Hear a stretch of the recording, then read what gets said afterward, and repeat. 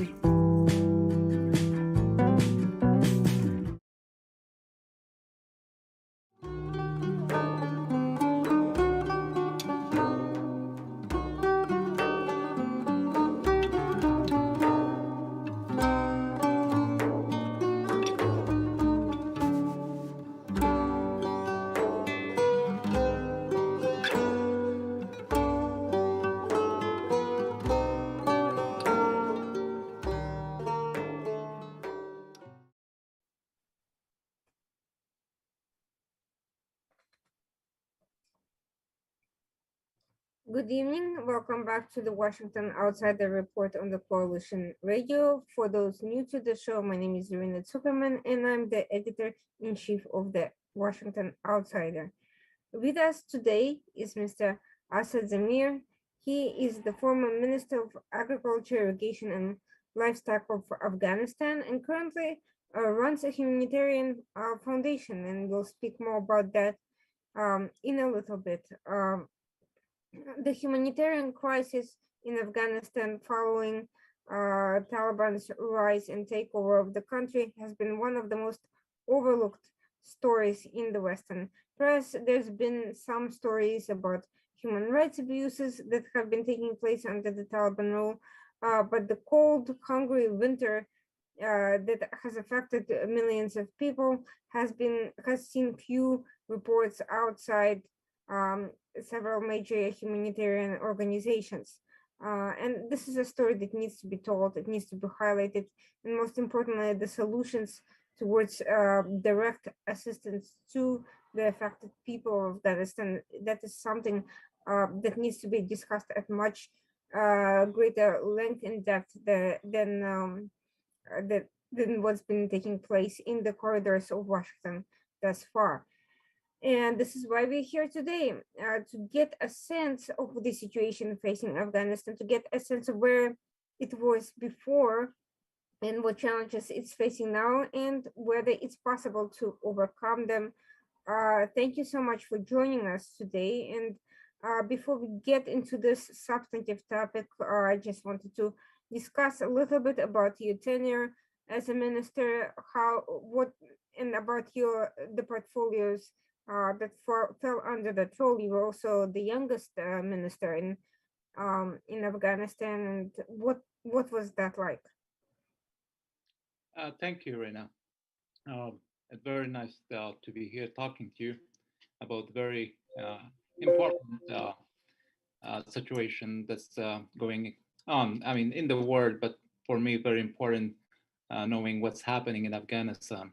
I was in my previous job when I was a Minister of Agriculture from early 2015 to late 2017, so almost for 3 years, during which I was looking at responsible for 3 broad areas, and that is the backbone of Afghan economy: the agriculture, the livestock, and the irrigation. Almost 70% of Afghan population are directly and indirectly engage in agriculture, and that create the biggest contribution of the GDP come from agriculture. Of course, the illicit crop. Um, so while being the youngest minister, the same time it was the most important sector to feed feed people, and most importantly to create sustainable job. We're heavily dependent on foreign aid. We need that to be to dependent less as we move on and become food secure. So that was one of some of my responsibilities during that period of time. I would be happy to discuss further if there was any interest in any particular area. Sure, I just wanted to get a little bit more of a sense. What exactly was the nature of agriculture? What type of livestock was being uh, grown and cultivated, and um, what were the areas that were the most sensitive in that sense, that required the most attention? We had a lot of subsistence farmers. We have a majority of Afghan are engaged, so they don't have big own big lands. So it's small subsistence farmers, not using basic agriculture technology. And that also means they're not being very effective and efficient and productive in terms of the land utilization and water resource management. So the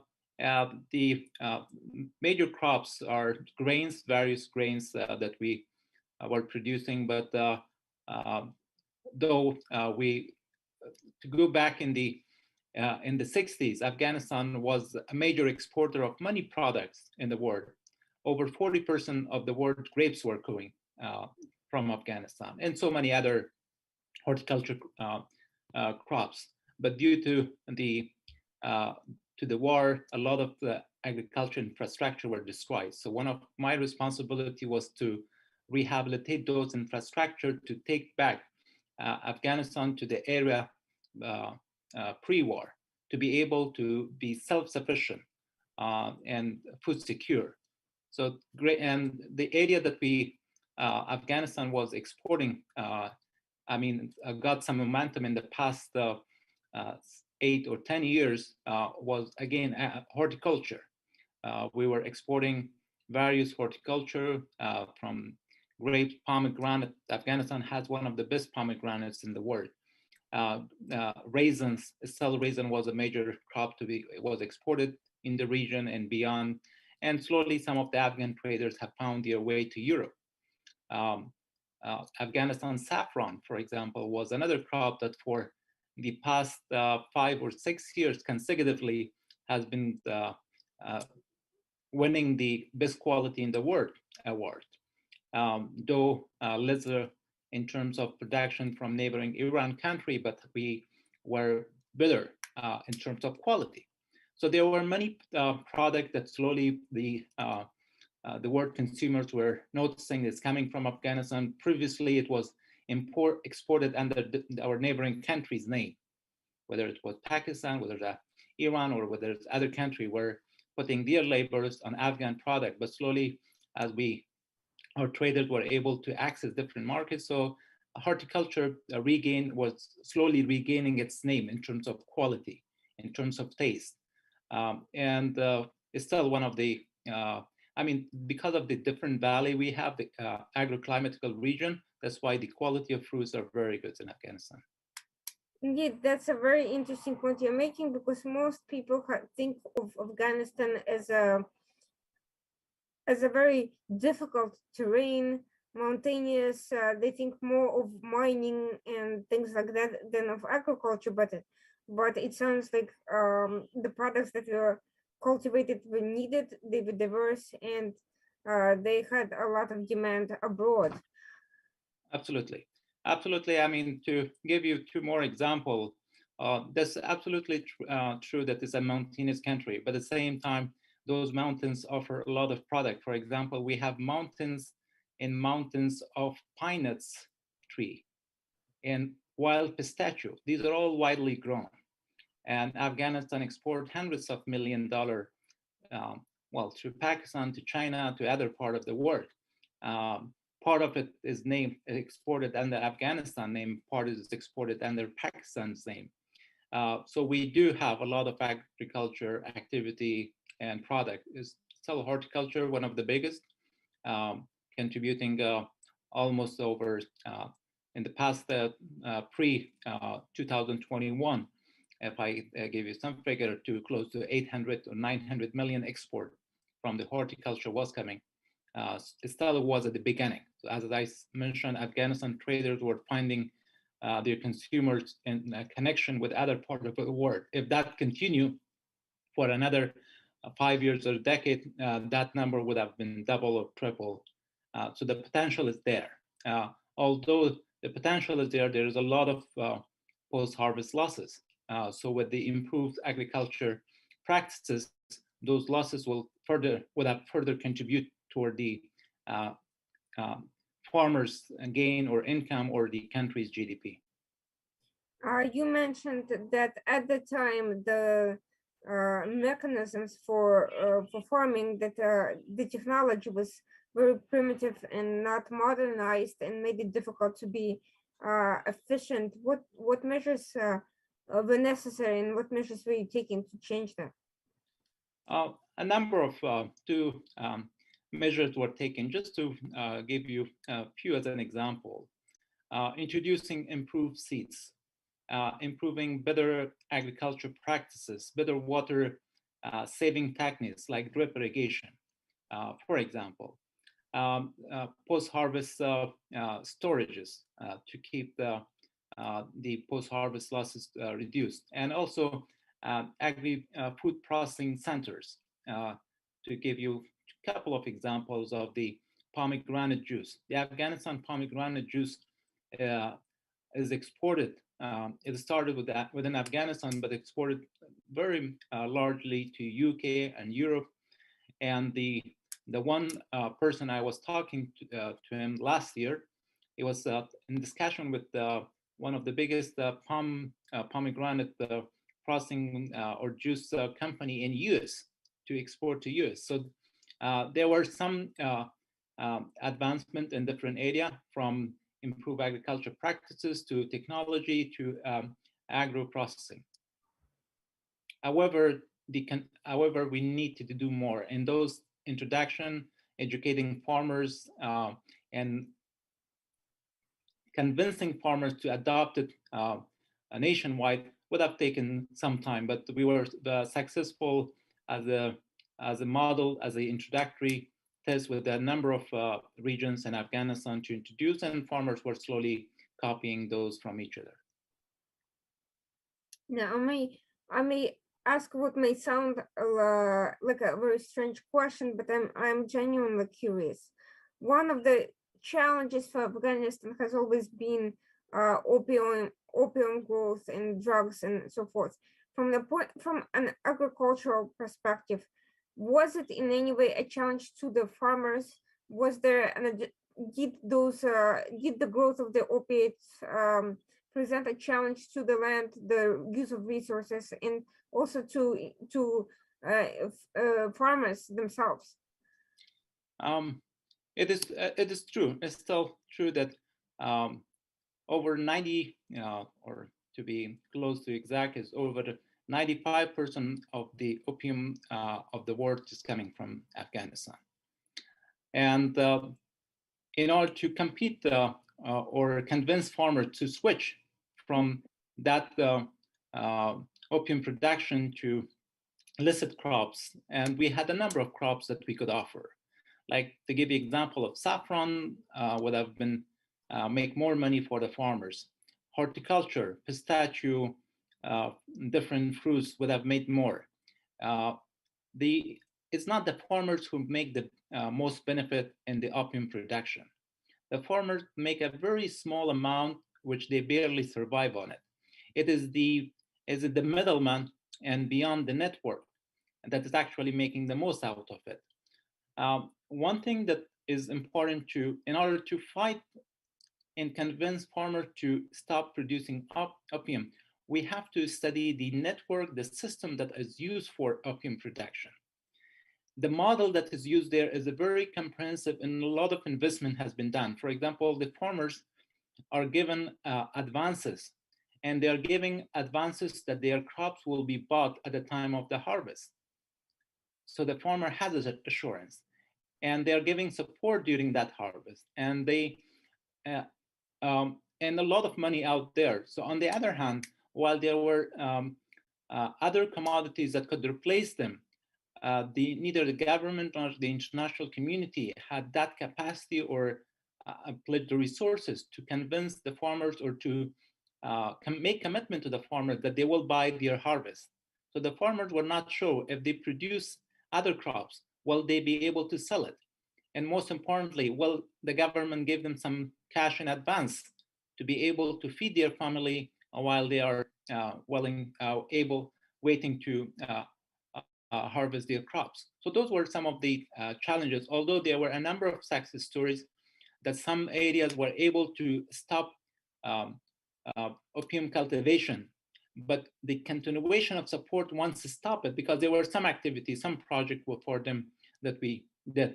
But once that support was stopped, because these activities were project-based, donor-based, and after 6 months or 1 year intervention, then it stopped, and the farmer were saying that, okay, both the donors and the government were just helping me for 1 year, and after 1 year, they are gone. So they were switching back. So they did not see that commitment for long enough. So in order to reduce the opium cultivation, there need to be for a sustained long-term program to help the farmer, to gain the farmer trust, that the program is there for a number of years till they are able to stand on their feet, to be able to feed their family, and they will not leave them in the middle to go back to the opium cultivation. And who were generally the donors for such projects? Were they local, private philanthropists? Were they outsiders from foreign investors? Who was generally involved in that? In the opium production, or in the illicit? Yeah, the projects that help support the farmer. The project support were usually donor supported. There were all kinds of donors from US, like the INL was there, the International Counter Narcotics Force, from World Bank, from the UN, from all that donors. They had some engagement in the eradication of poppy. Sometimes it was very intensive, and sometimes it was slow. It was based on the volume of production and the politics in their capital that they were reacting, rather than on actual strategy to eradicate the poppy.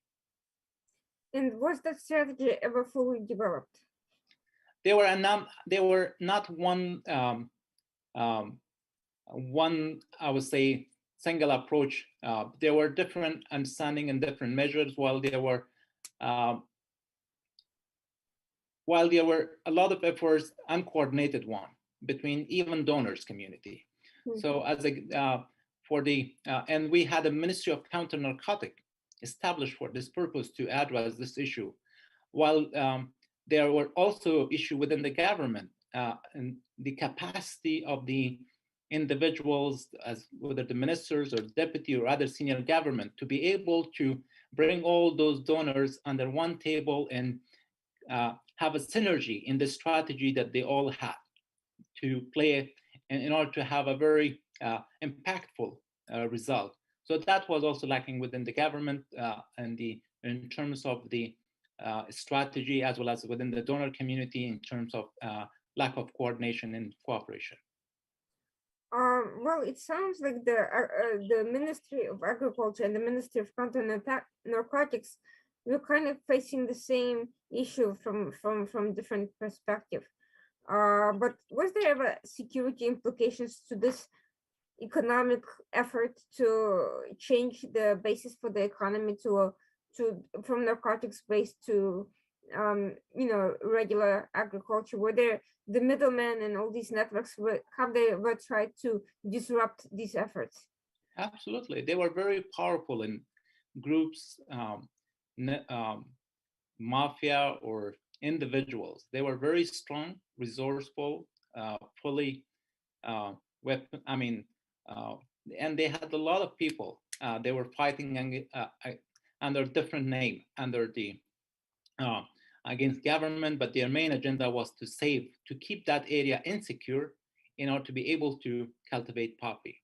And even within the government, I would say there were a number of people that had stake in that one, particularly in the security sector, that they didn't want that area to be fully under the control of the government. And so there were a lot of players within and outside of the government, and those that connected with the region and beyond, that were creating insecurity and fighting against the government forces and international forces in order to keep that area out of their reach. And I'm guessing this kind of all played into Taliban's hands later on, this sort of arrangement, and the fact that there was this tense relationship between government and some of these factions and self-interested parties. I mean, yeah, I absolutely agree that. I mean, what I would say is that while the agenda of a number of international partners were different, or even if the agenda was the same, the strategy was different. Then the issue was also within the different players in the security sector and the government, that they were not able to come together along to be able to fight against a very organized, a very well-financed and groups that was not confined to Afghanistan, but to the region and to the globally. They had a network of that one. So that was not just the fight for Afghan to be able to fight that one in order to show some result. Now, to fill in the gap between your time in office and the events taking place now, what happened in the years that after you left office, leading up to last year's takeover of the country? One thing, if we refer to some of the reports of the World Bank during the time, and World Bank was producing annual economic reports of the country every year. In 2015, they reported that Afghanistan had the economic growth of Afghanistan was 2.3% or 4%, and that was mainly due to agriculture growth. Similarly, that was reported in 2016 and 17. So there was a significant contribution to the economic growth because of the agriculture growth. What was also happening slowly and that continued because even beyond my year after I resigned in 2018 and 19, there was also some economic growth significantly due to agriculture, because some of the investment that we had made in 2015 and 16 were come to fruition in the late years because of, for example, horticulture. It takes a couple of years for apple to tree to bear fruit, and so on. So the activity, but toward the end of 2019 and also the start of the COVID, the resources or commitment of the international community has dropped for a different reason. One, they were not in agreement with the policy and also with the programs of my successor, and they significantly reduced. For example, to give you, World Bank has stopped a number of their programs. The EFAD, which is International Fund for Agricultural Development, has stopped some of their engagement because they were not in coordination with the minister who replaced me, and due to transparency and program implementation. So there was significant reduction in donor funding, which definitely reduced the program delivery to the farmers. But also there were some other lack of management that were reported by donors. So it's not that I would be saying, but it is the report that the donors have shared, and some of the donors' reports were publicly available on their website, like the World Banks and others. What made you decide to leave office and not continue on this path to try to reform the agricultural sector and improve these conditions? Why did you resign? There were so many factors. One most important one was there when the leadership start micromanaging, and there were also so many hands that were not letting to be able to do my job in a transparent way, and not to be able to entertain favors that were asked by individual around the office of the president or senior advisor to the president, and I reported to the president. So I was able to the extent to stop them, but when it was too much, and 80% of my time during the last 4 months of my time in the ministry, 80% was spent on trying to address the issue that were created or challenges that were created, rather than helping the farmers, rather than delivering services. So I realized that I'm not able to work for the farmers, although I was traveling significantly to all provinces. I traveled to many remote area. My car were blown up by IED. I still was traveling. There are so many times that was attacked, but still. But once I realized that I'm not able to deliver to the farmers because of the political game that's happening, and in order to apply to keep my name clean, because one of the things is that in order to be able to clean, you have to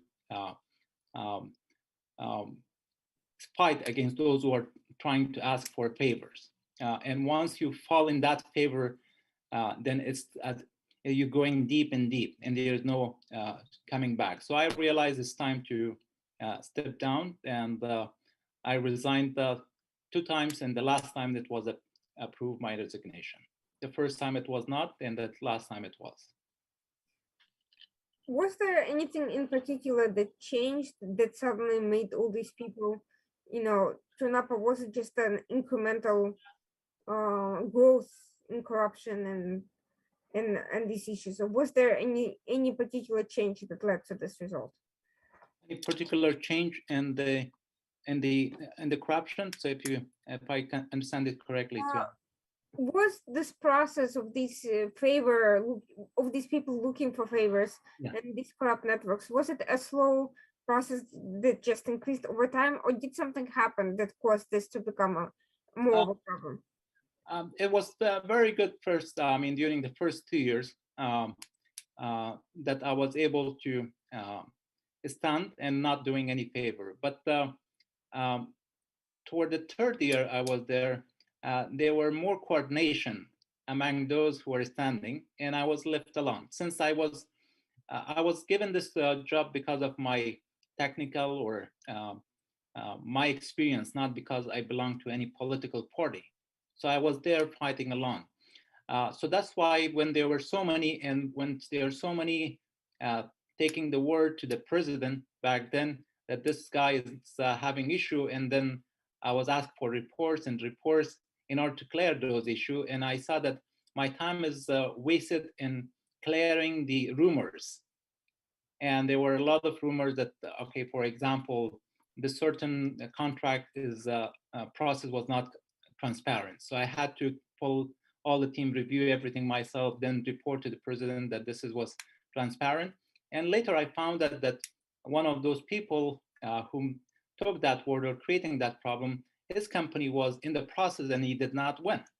So they were trying to create those kind of, so there was a collective effort, and there was a coordination among those who were creating issues. So that's why it was not one individual that I had to fight, it was so many, and I was not able to fight and at the same time keep my name clean. Since I left the office in November 2017, there has not been one single issue of misuse of fund or authority during my time. So that was my challenge, to keep my name clean when I was there. In the moment I realized it's too much for me and I cannot keep my name clean, um, and someone will put a blame on me one way or another, and I won't have the document to defend that. That's the time I had to step down. So what did you do after you resigned? After I resigned, I kept busy. Well, I ran for parliament. Actually, I worked with a number of individual entrepreneurs, advising them on a pro bono basis. And then a year later, I ran for the parliament. I was close to be successful, but again, well, I would not go to there. So for some reason, number of my votes were not counted, so I did not win. Mhm. I know everyone who run an election, they blame the system, so I wouldn't go there. But that was very clear. And when I saw that there were a lot of support, but the system was failed to elect the people who were really wanted to work for the people. So I continue my efforts as an individual to help with youth entrepreneurs, helping them, advising them. At the same time, uh, I saw the issues of the poverty and other challenges, and then I had to be more engaged and start my humanitarian program. Uh, as soon as I was starting my humanitarian efforts, the COVID happened. And then I was pushed more to focus on that effort than the providing support and training for young entrepreneurs. And tell us a little bit about your program before we kind of come to contemporary issues and what's happening right now. What kind of program? Can you tell us more about your program? What was it doing exactly? Oh, the humanitarian program. Mm-hmm. With the COVID start, unlike other part of the world, Afghanistan government or donor were not able to feed people. Like in US, they at least were able to send a check so that they can buy food or provide them food stipend. There were a lot of millions of daily wage workers who were only surviving on the day when they were out to find a job. And even during the last years, 2018, 19, and 20, the poverty was increasing significantly. And with COVID, that has further deteriorated the life of millions of people. And not being able to do or find any job or feed the family. They were so what we had to do. I started within my own family, friends, that we gather money and we bought food packages to those very poor people, particularly to the those who households that were led by women who were not having any job. Those who had a job, but still because of COVID, they were not able to work. The salary was coming to them. So our target was those daily workers who were not able to have any other source of fund, and we identified, it was heartbreaking that we were selecting because of limited resources we had between to give you one example, we went to give food to one family, and we found that their neighbor had not eaten for a couple of days. So we had to give to them priority because that family at least had bread, no other food, vegetable or rice or anything, just bread.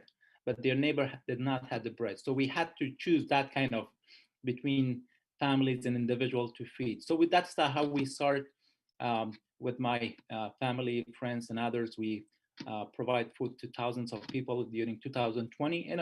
And then in 2021, we continue that effort.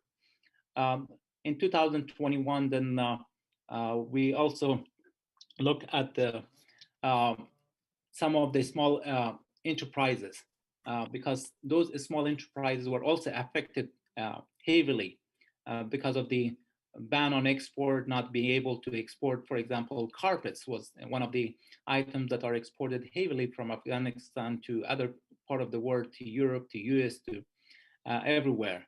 And they employ the most poor people, particularly women who are weaving the carpet.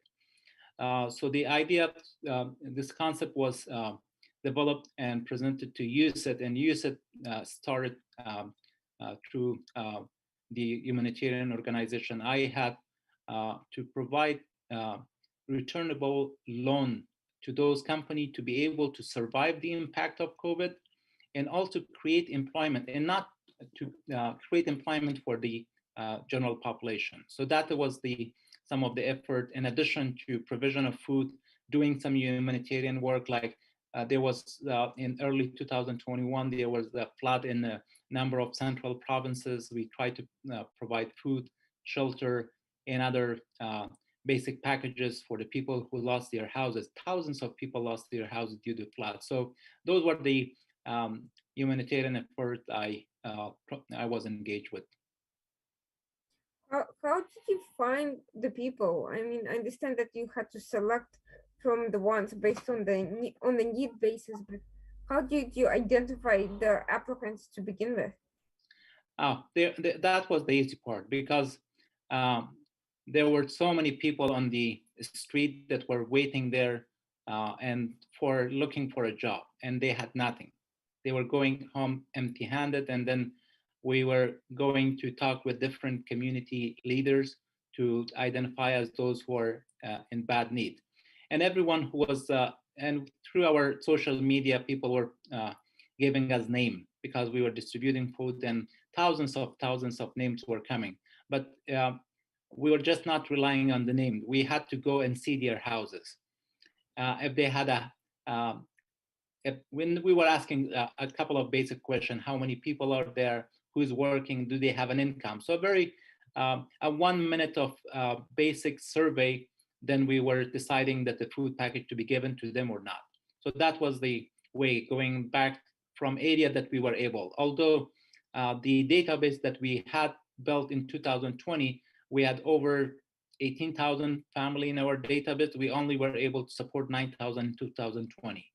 And then we helped another 10, 12,000 in 2021 before August and also post-August. And still that effort is continuing. In fact, on Monday next week, we are starting to distribute food packages to 1,200 families in Kabul.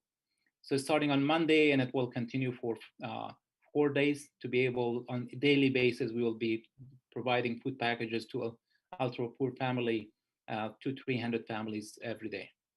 And your efforts were mostly focused on Kabul area, or were they also? No, currently our food distribution are in Kabul and areas around Kabul. Like there are a number of provinces around Kabul region. Kabul region has at least 6 provinces around that one, and also working with the local economy. We work with local economy right now to help create employment through the working capital. And that is in the region, in Herat, in Mazar, and Nangarhar, like to give you in the north, in the east, and the west regions. So we work in the other provinces as well. What kind of how do you generate job opportunities for these people? They are different. We have carpet weaving that is creating job for thousands of people, particularly 70% of those people are women. They're doing home-based carpet weaving. There are farmers, soybean farmers, rice farmers. There are pharmaceutical company that are creating basic medication in Afghanistan instead of importing that one. So we have Kashmira companies that are buying Kashmira from the livestock owners and then processing it and exporting it outside of Afghanistan. So there are a wide range of sector that we are addressing. We are choosing the one that create the most job and the one that are able to show us that they are going to be able to continue their operation beyond the initial capital injection. So after the Taliban took over the country, most of the news reporting focused either on the military and security aspects of the situation or on specific human rights abuses and kind of political repercussions of those events. But as many activists have warned everyone in the months after that happened, there were other significant problems, humanitarian problems, hunger, poverty, the fact that uh, with Taliban not being legitimized, funds for basic things were frozen. Do we know what exactly happened this winter? How many people were affected by hunger and poverty related issues? Um, Unfortunately, there is no accurate data, but if we rely on the UN, Mhm. WFP, UNHCR, UNICEF, which has the most accurate data at this time, over 90% of the people were facing food scarcity. To some of them reported 93%, but let's keep it to over 90%. And over 5 million of children were at the before the start of the winter were reported, but they are malnutrition and starving to death. There are no reports. I have not read that how many have died, unfortunately, because I mean the media was not very functioning, and even if it was very Kabul centric and not able to go to the remote areas, to the villages, to the other provinces. Uh, in addition to all these anger issues, there were the lack of basic health services. A lot of hospitals closed down because the government was not there to provide them the budget, the money, the salary, the doctor's salary, the nurse salary, the money for the operation. So there were no basic health services. Um, um, I have, I mean, just to give you, a lot of children die because of very basic diseases like malaria, like diarrhea. These are the diseases that are with some basic medication can be treated, or just a doctor advice sometime. And there were no doctors, there were no medications, and I don't know the number, but I know they are in thousands and thousands, just children's, let alone the adults, the women, the others. So the situation was the winter was very uh, horrible, and it's getting even more difficult because of the food prices is increasing day by day because of what's happening in the region and beyond in the world. Shortage of food everywhere, but that's impacting. And Afghanistan is not only last year there was less snow and rain, so there is a drought also. The farmers are facing drought. So this year, currently, there is a crisis worse than it's reported. And this crisis is increasing as the winter is approaching. Uh, we, to give you example, when we are serving some family and when we go in, out of 100 family, there's 100% accuracy in terms of they are all eligible.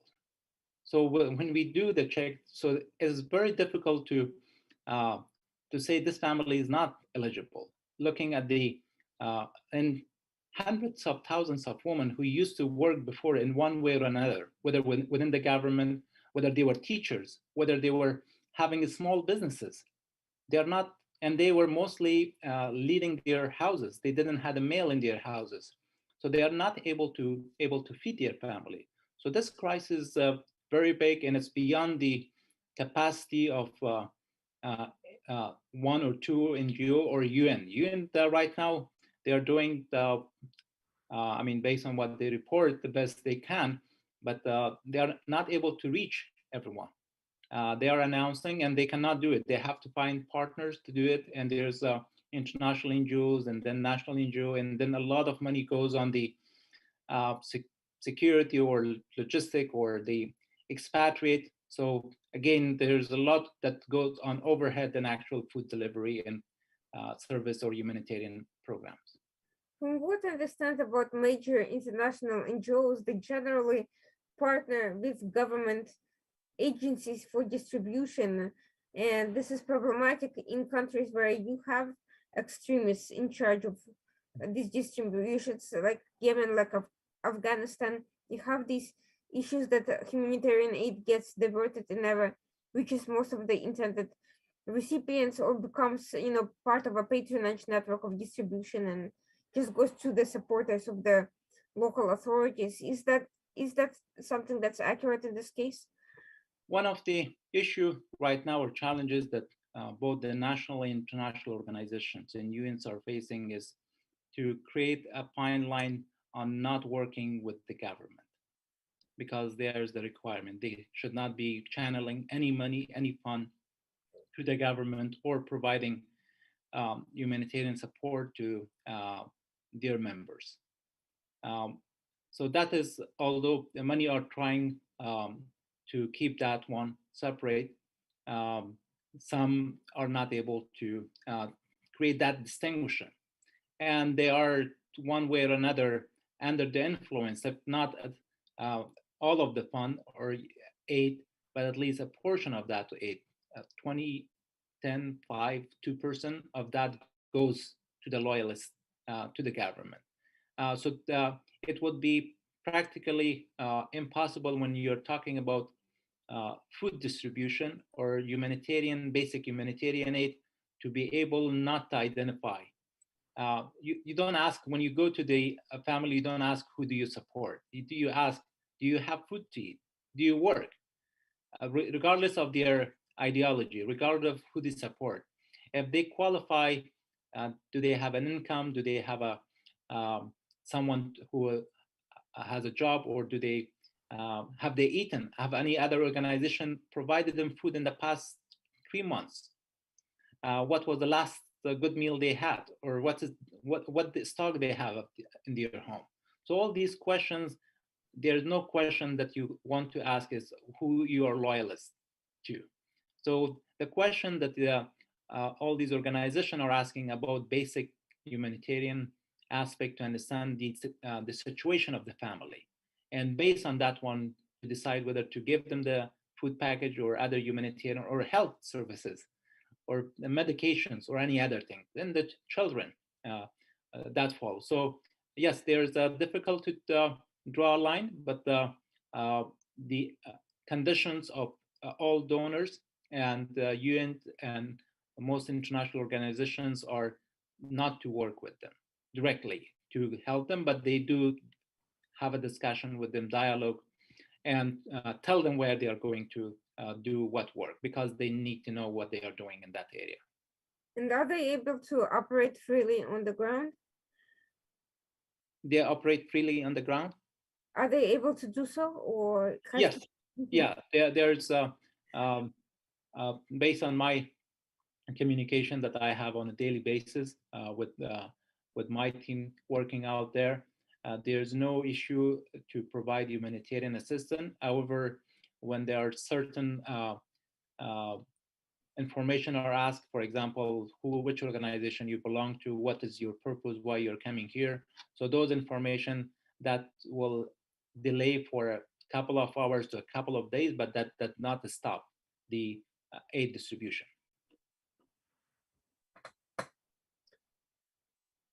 Is there a coordination between these organizations, or are they just all doing their own separate effort?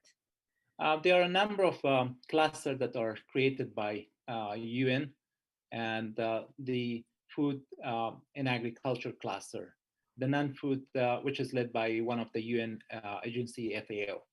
The non-food items are, and refugees and IDPs are led by the UNHCR. And similarly for the governance cluster, and some other working groups are there. So most of the UNs are meeting once a month, and that cluster and also national and international organizations are member of that one. They talk, they share information, they share reports. So there are some coordination among the UN and international and most national NGOs. You mentioned that the winter was exceptionally difficult, that there was a shortage of food. What was the impact of these factors on the agriculture? What exactly happened that caused this crisis? last winter, or let me tell you of the last winter and also what's happening right now and the possible shortages we are facing. Mhm. Um, Afghanistan usually import wheat and some other crops because of the shortage they have in general. Mhm. Um, and due to the lack of rain, there are two seasons. Um, in August, there's a cultivation time, and due to the lack of rain during that time, and then the during the winter, due to the lack of snow, because the snows in the mountains of Afghanistan that is actually uh, uh, providing that support for agriculture system during the uh, summer. So due to that one, there was a shortage of wheat, and there was also when there's not enough water, the quality of wheat and also the volume of grains are reduced. So there was a significant lower production than the year before or before that one. As a result, uh, they were more heavily involved on importing food. And when the food import was also, it was right at the time in late August that there was all banking, there was restriction on Afghanistan, the economy collapsed, the banking system were closed down, and there was no interaction between any Afghan bank or other banks in the world. So there was, for a couple of weeks, there were the issue of transferring money out of Afghanistan. I mean, it still is not possible, but the local trader find their way. There was no way to import food to Afghanistan because how to buy food, how to take money out of it to send to the suppliers. Mhm. So that became a crisis, and the devaluation of the Afghan currency. Before August, the $1 was equal to 75 dollar Afghani, and it jumped to 80, 90, into even 115 to 120 Fs. So it jumped very, I mean, the devaluation of Afghani currency. So everything was, and the cost of the food and the unavailability of, since the banking sector were closed, none of the traders were able to access to their capital that they had in the bank. So there was a lack of capital in the market, lack of money in the market. And those even who had money in their bank account, they were not able to take out their money to buy food as an individual or uh, as a store or businessman to order food from neighboring country. But then there was uh, some food export from usually from Pakistan, from Kazakhstan, and also Uzbekistan from the Central Asia, Mhm. and that came, which had some impact on the availability of food later on. So the first week of August and first 2 weeks of September, there was a serious concern, and people were starting to hoard food because they didn't know what's going to happen. Uncertainty was there, and there was a chaos actually, not only because of the collapse of the government, because of the uncertainty and people not knowing what will happen. Will they have food to eat? So that actually increased the price of commodity. For some of the product, it increased to 120% for a while. Then they reduced back. So that was the situation. Slowly, it got the prices reduced, and the market were there were more foods available because of the import. But the price of commodity did not reduce. Some of the commodity was still high because of one, the devaluation, and there was fluctuation, the devaluation of the Afghan currency, and also the lack of hard currency in the market. Uh, and the prices further increased this year in the past couple of weeks because of the war in Ukraine, and then the impact on that one on Kazakhstan not exporting the wheat they were exporting before, or the cooking oil that was coming from Indonesia or other countries or from Ukraine. So they all has an impact on Afghanistan. The challenges of Afghanistan were worse. It has become from worse to even greater. I mean, it's horrible. And this situation of the shortage of food and the impact of the lack of production in agriculture. There is not sufficient wheat and other grain production this year because of the shortage of the water in most, because of the drought. It's actually drought right now happening. So this will further put a lot of those small holders, farmers, at risk because they are not able to. In the past, they were keeping part of their harvest to eat and part to sell it. Now they, whatever they have, they will only be able to feed for themselves. There's nothing to offer into market. So the price will further, there's a simple supply and demand. So there's not enough supply locally, so it has to be imported, and the imported price will be significantly higher than the available food uh, in the market. So it's and assuming as the price is going up and there is no employment, there is no income. So what would be the situation? In terms of the drought, have there been any efforts to procure, by way of donors or private, private purchases of any innovative irrigation technology that would help facilitate water supply? There are, I mean, um, a drought. Um, there are some effort, but to be able to address the issue of drought um, of the whole country um, in a very short time is impossible. And one scenario in order to be prepared for future is to use some water harvesting structure, to invest on water harvesting structure that will contribute to the Afghanistan is one of the countries that has impacted the most due to climate change as well, and we see that result. So there is a need for international community to invest heavily uh, uh, on on all areas that can enable Afghanistan to address this climate change impact. And one of the area is the water harvesting structure, improving irrigation system, because 45 to 49% of the available water is lost due to poor irrigation infrastructure. So if only Afghanistan be able to improve the existing irrigation infrastructure. When I say existing, it means in the 60s, there was all these systems were developed. But due to war, they were destroyed, and lack of maintenance, if they were destroyed.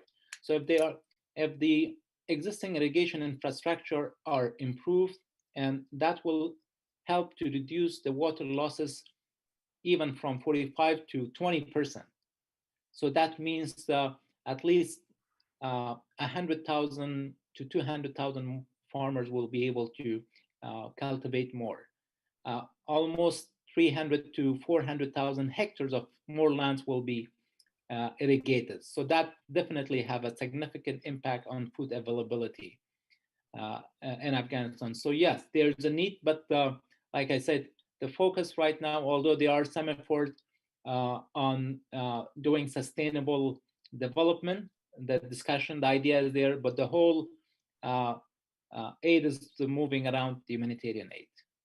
Not to cry over the spilled milk, but it sounds like that during the entire 20 years of US presence in Afghanistan, that crucial irrigation related issue was never fully resolved, it sounds like to me. Not fully. There were significant improvement. To give you one example, and to tell you honestly, there was no development effort in the first 10 years in Afghanistan. There were ad hoc basis effort, and particularly in agriculture sectors. Post 2009, there were some efforts, and the agriculture was taken seriously. There was some investment. So if we look at the past 2 decades, post in early 2000 or 2001 or 2002, the land that were irrigated in Afghanistan were close to 1 million hectares. But in 2018, if we take the figure, it was 2.4 million hectares. So 1.4 million hectares were added during the past 20 years. And that was because there was some funding. But if there were more funding, that would have increased. I'm not saying it's entirely fault of international community. They are to great part making the decision on where the money will go because they are the donors. but also the lack of proper programming in a vision creation by the Afghan authority to give them direction and insist on that one. What is their priority? So that is also it's equally shared. So that was when there were some vision. For example, during my time, we had a very clear 5-year strategic plan on what to do and how to, and we needed money. For example, for the irrigation, we needed $1.2 billion to be able to restore, reconstruct all those irrigation network and add more water harvesting structure. And this will enable Afghanistan to be able to be food secure, self-sufficient. Only 300 million was there for the irrigation out of the need. But even within that one, there were a significant increase in the irrigation that we were able to increase it to 2.4. Right as of before 2020, so the number of the area of land that was irrigated is 2.6 or 2.5. And just to give this comparison to 1960s, in 1960s, 3.1 million hectares of land was irrigated. In 2020, 2.6.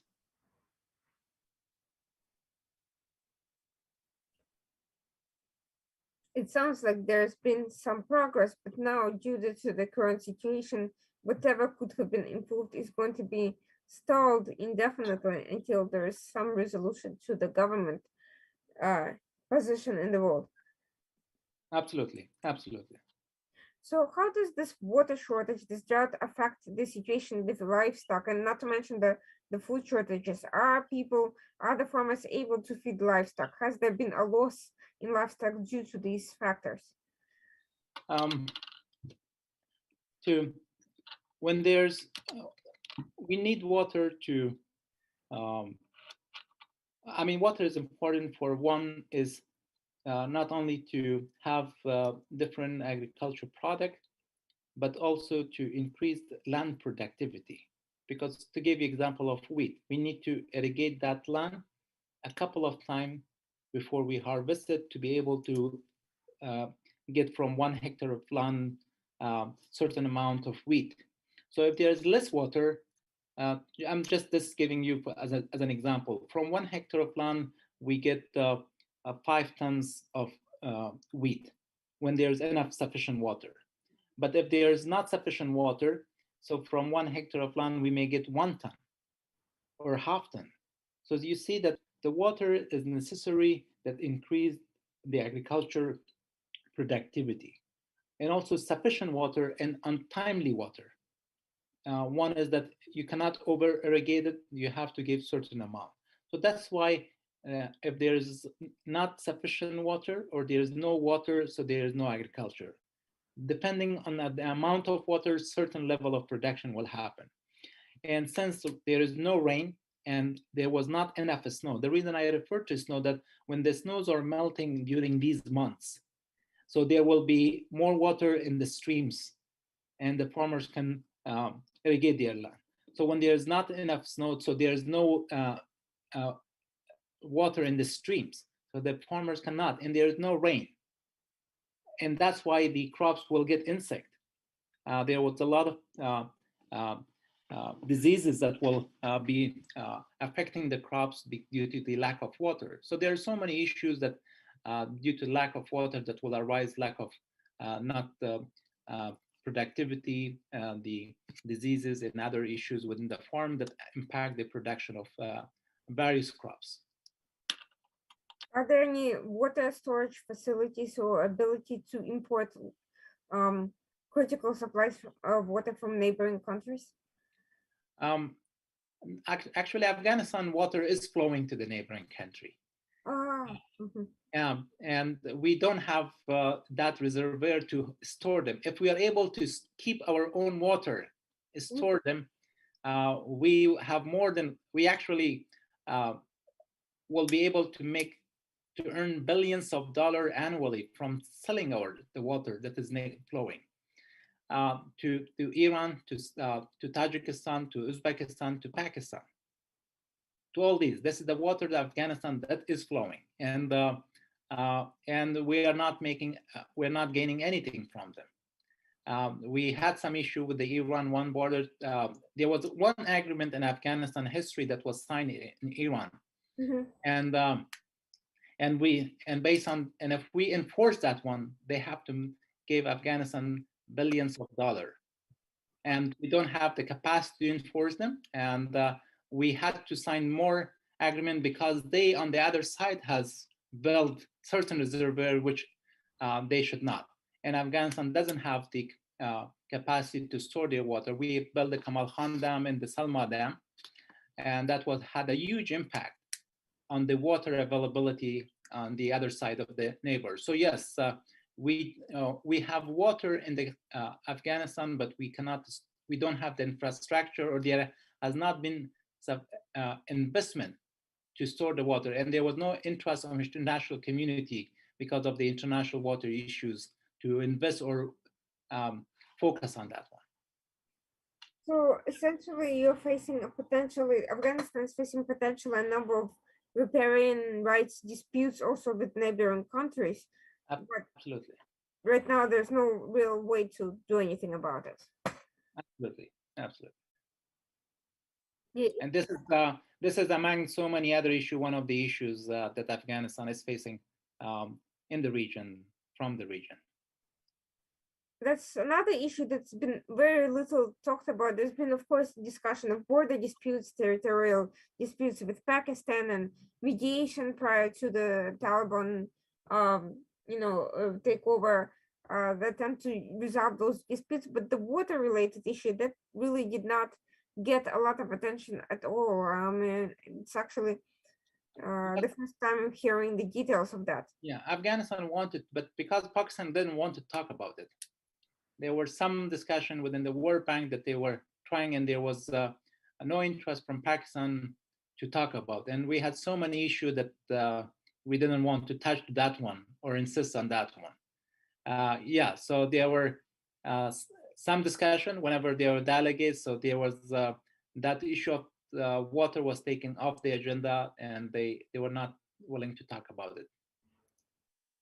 And that's why it's never reported. And I mean, there's a lot of topics, articles on the internet available on that one, but this has never been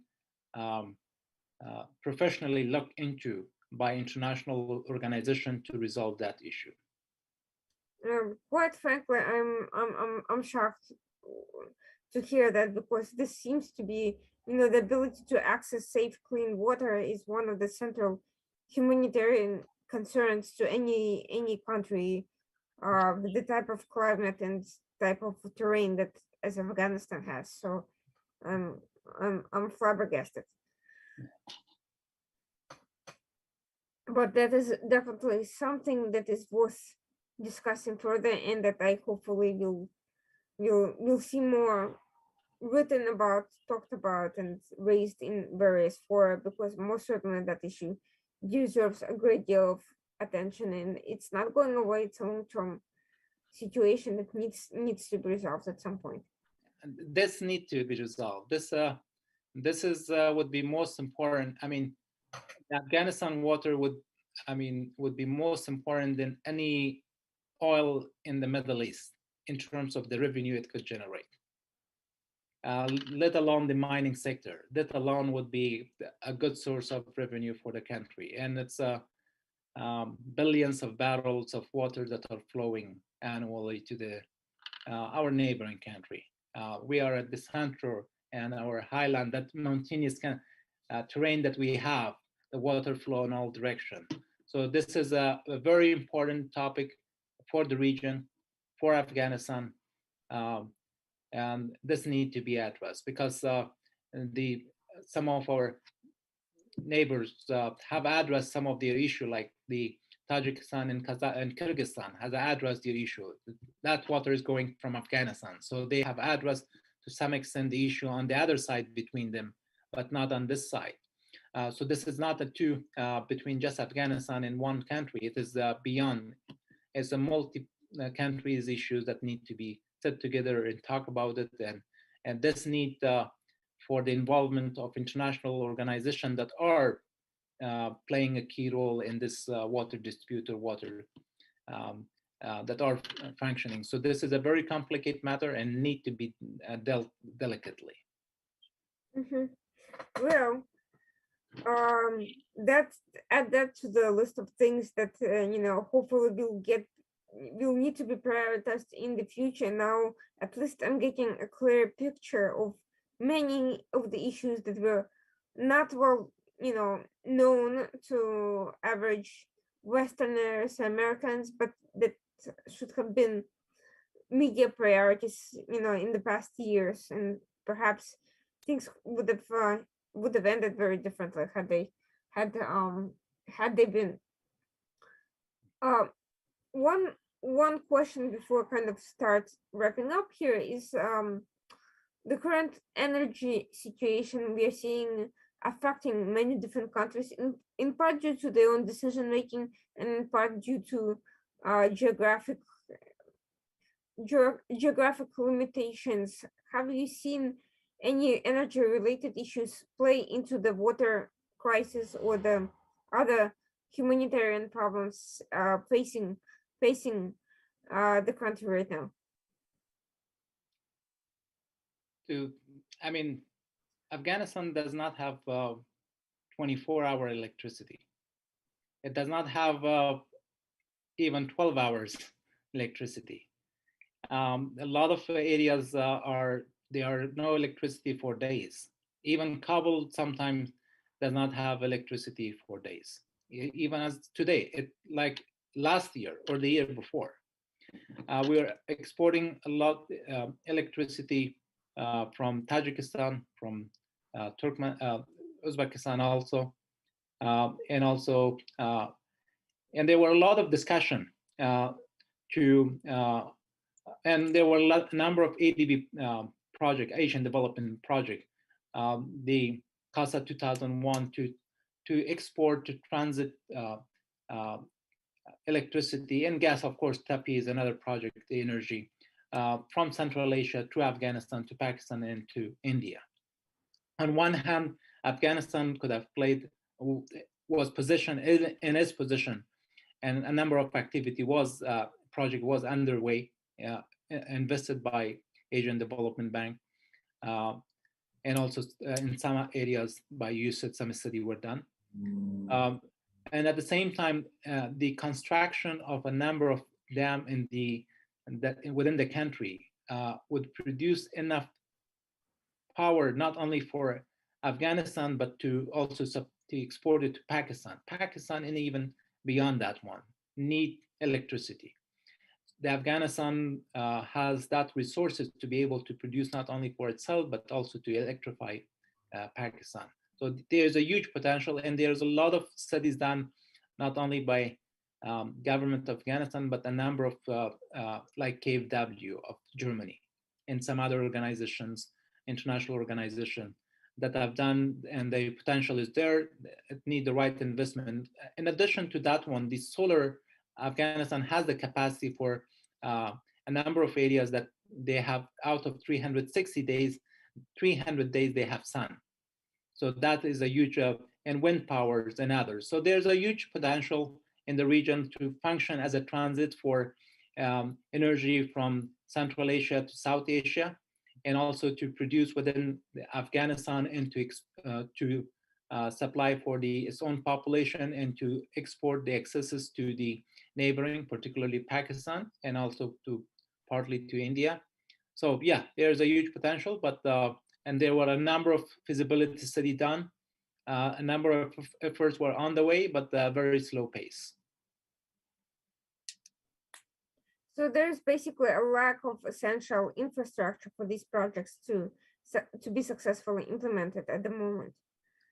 Yes, there are. I mean, it need to be. There are a lot of studies, and all these studies shows it's very feasible, it's very profitable, and thus the only issue in the past that were holding many international investors was the security. So because they were not sure how much their investment will be secure, but they knew, all of them, that it is the need, and Afghanistan has the potential to produce. And most importantly, Pakistan is in serious uh, resource electricity crisis, both electricity and other energy crisis. And this is a big market for a lot of investors to invest their money in, knowing that the return is very good. So it is feasible, it is, but to invest in the past, it was a security an issue. Now there are so many other issues for the investors. Mm, absolutely. No, essentially the crux of the whole problem is the government. Until Yeah. some solution is found, all these essential life-saving issues appear to remain unaddressed. But nevertheless, it's good to see that despite these challenges, your organization is still striving to at least um, provide skills and basic subsistence to the population. Which brings me to the question: how can the public find out more about your organization? Where can they donate if they're interested in We have a website, zamir.co, mhm. where we are just posting about our food distribution. And there are people who select families to donate to them, or just provide donation. We are not posting all our activity, like working for women's and others. We don't want to talk Sure. more about it in the media. This is my first discussion with the media, so I have tried to focus on delivering. Uh, and anyone who would like to know more than what we are posting on our website, and we have a Twitter account, we do post regularly there, but the website shows some of our activity. So if the donors would like to check out the website, there's a way to donate. And anyone wanted to know beyond what activity we post, I would be happy to share individually about our activity, what we do for um, uh, not only for feeding the people, but for creating job, for helping the people inside Afghanistan through different means. In terms of, you mentioned supporting families, is there a way for potential donors to kind of um, learn more about the families they're supporting? It's an effective fundraising tactic to kind of create more of a person to person kind of relationship in the process. Um, I've not done any kind of fundraising since I was also one of the people who was evacuated from Afghanistan post August 15. So it took me a while to find my feet on the ground, to settle here in US, and then to be able to continue the effort from here, and to mobilize the team to do that one. So I've not actually done any online fundraising at all. Neither. So if anyone would be interested to help us in that aspect, to with the fundraising, to creating a campaign and to do a fundraising, we would appreciate those who have the network, the experience, and the expertise. That I don't have, and most importantly, the network in here in US. Mhm. Um, I may have some ideas to that effect. I'll be happy to kind of discuss that offline afterwards. In the Appreciate. meantime, I wanted to ask you what's next? What do you see happening in the future? And is there any specific plan? And what do you let's say the issue with the government is no longer a problem for whatever reason. What do you see? What do you think the new government's priorities should be with regards to addressing some of the essential issues that you mentioned?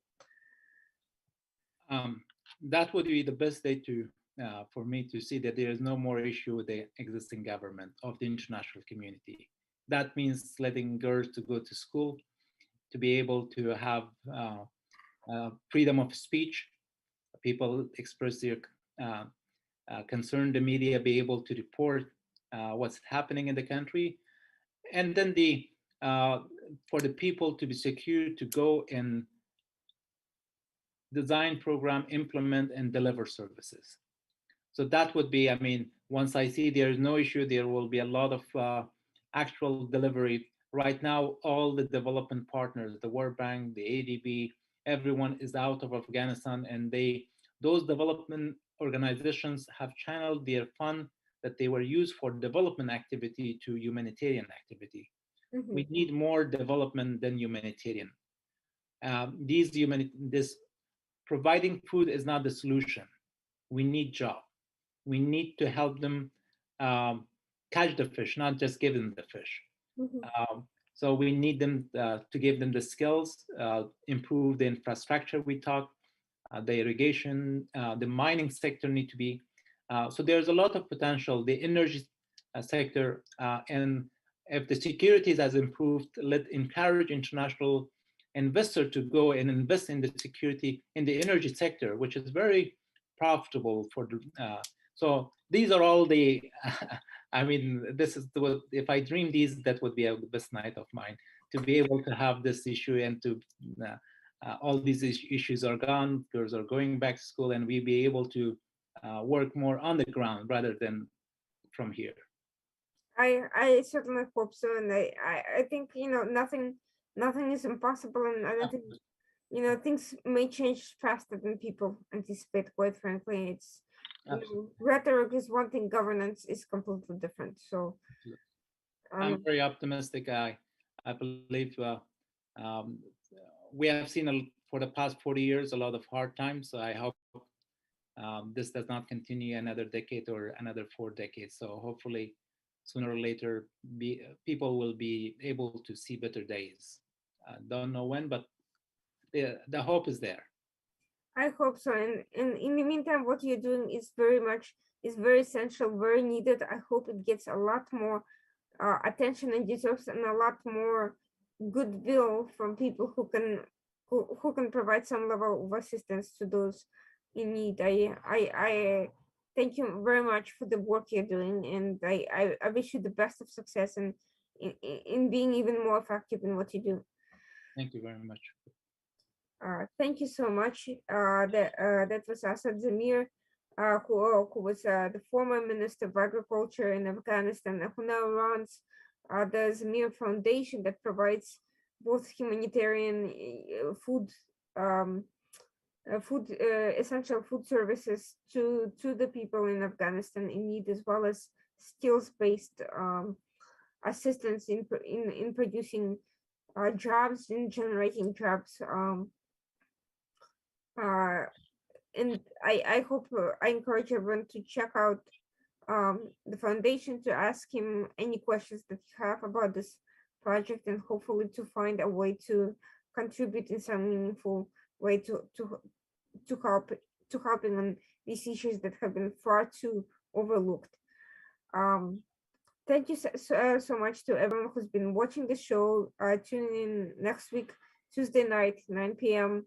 the Washington Outsider Report on the Coalition Radio. We are looking at issues that have been overlooked, poorly covered, or simply beyond the generic talking points that you hear in the mainstream media. And I hope you enjoy listening to the different perspectives that we bring to the show. Thank you so much.